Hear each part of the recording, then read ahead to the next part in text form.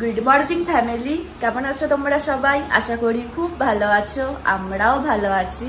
আর আজকে 3 জুন সোমবার, আর আজকে আমার মায়ের আর আমার মামার ছেলের মানে ভাইয়ের আজকে জন্মদিন।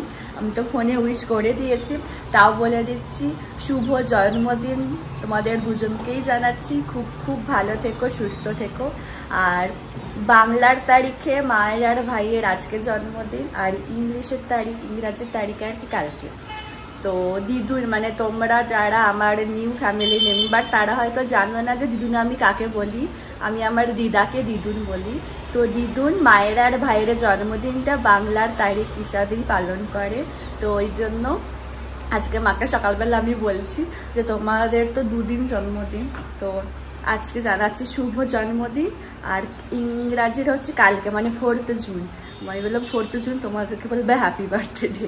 তো অনির্বাণ উঠে গেছে, ফ্রেশ হয়ে গেছে, আর আমি এখন ওখানে চা করছি। আর আজকে বাড়িতে থাকলে তো খুব আনন্দ মজা হতো, কিন্তু ঠিক আছে, সব কিছু আর হয় না, তো ঠিক আছে, কোনো অসুবিধা নেই। Good morning.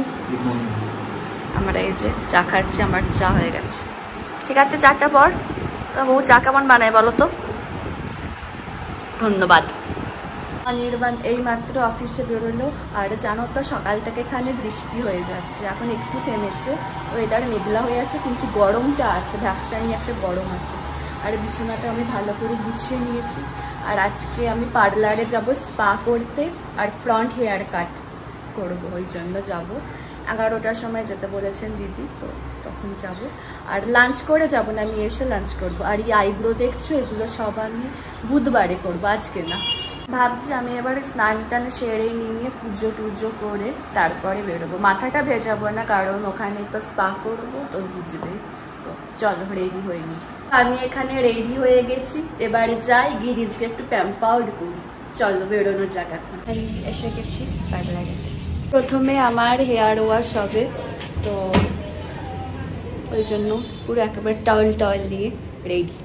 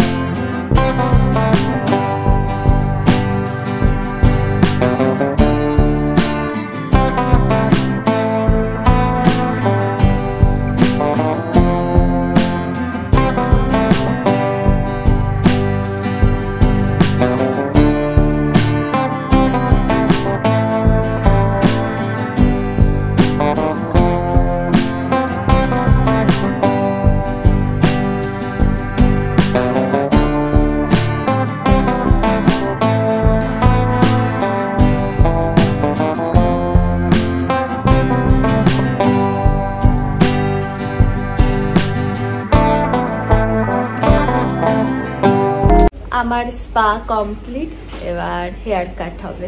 হেয়ার কাট করে নিয়ে চুলটা ড্রাই করে নিয়ে তারপরে তোমাদেরকে ফাইনালটা দেখাবো, মানে ফাইনাল লুকটা। এই যে আমার এটা ফাইনাল লুক। সামনেটা খালি সামনেটাই আর কি কেটেছি আমি, সুন্দর হচ্ছে। তো কমপ্লিট, এবার বাড়ি যাবো। এসে গেছি আমি, এবার লাঞ্চে বসে গেছি। মাছটা খালি ভাজলাম। আজকে লাঞ্চে আছে ভাত, ডাল, মাছ ভাজা আর আমের চাটনি। আর দেখাচ্ছি না, চল এখন খেয়ে দিই। এই ওয়েদারে দুপুরে বেশ একটা জম্পেস ঘুম হয়েছে গো, কি শান্তি লাগছে। সন্ধে হয়ে গেছে, আমি এখনো সন্ধ্যেটা দেবো। আর মাসিও কিছুক্ষণ আগেই গেল কাজ করে।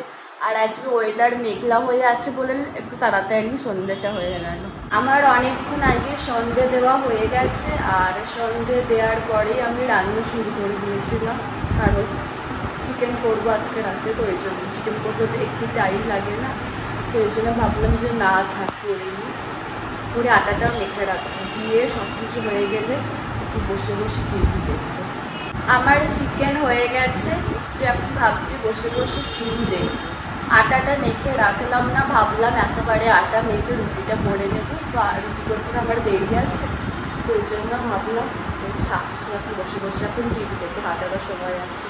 আমি এখানে রুটিটাও করতে শুরু করে দিলাম, একেবারে মেখেই করে নিচ্ছি। অনির্বাণ অফিস থেকে এসে গেছে। অনির্বাণ, আমাকে ফ্রন্ট হেয়ার কাটটা করে কেমন লাগছে? এই যে দেখো আমরা খেতে বসে গেছি, রুটি চিকেন কষা তার সাথে আম। বান, চিকেনটা কেমন হয়েছিল? ঝাল ছিল। আমার বরের চিকেন ঝাল হলেও আমার বরের চিকেন ভালো লাগে, তাই তো? আমাদের ডিনার এইমাত্র হলো। তাহলে আজকের ব্লগটা এখানেই শেষ করছি।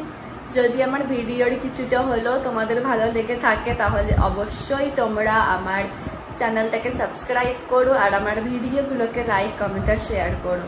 আর ডেসক্রিপশন বক্সে আমার ইনস্টাগ্রাম লিঙ্ক দেওয়া থাকলে তোমরা ওখানে আমাকে ফলো করতে পারো। তোমাদের সাথে আবার নেক্সট ব্লগে দেখা হচ্ছে। আজকের মতো টাটা, গুড নাইট।